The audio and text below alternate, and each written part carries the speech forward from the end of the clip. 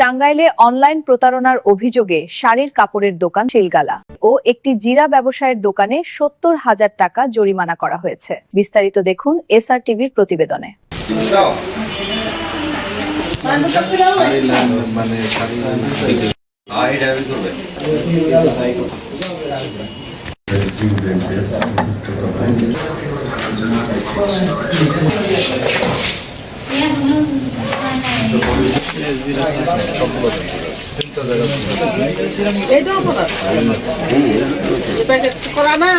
দাঁড়ায় চান না কেন কি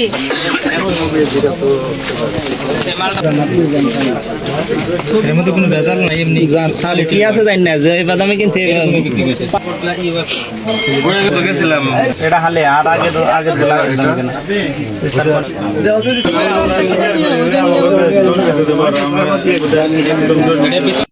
যদি আপনি আমাকে দেখাইতে পারেন তাহলে আপনি মিক্সড করছেন এই এলিগেশন থেকে আপনাকে আমি ছেড়ে দেবো। একটা নমুনা দেখান, 400 টাকার জিরাটা আপনি কার কাছে কয় টাকা দরে বিক্রি করছেন?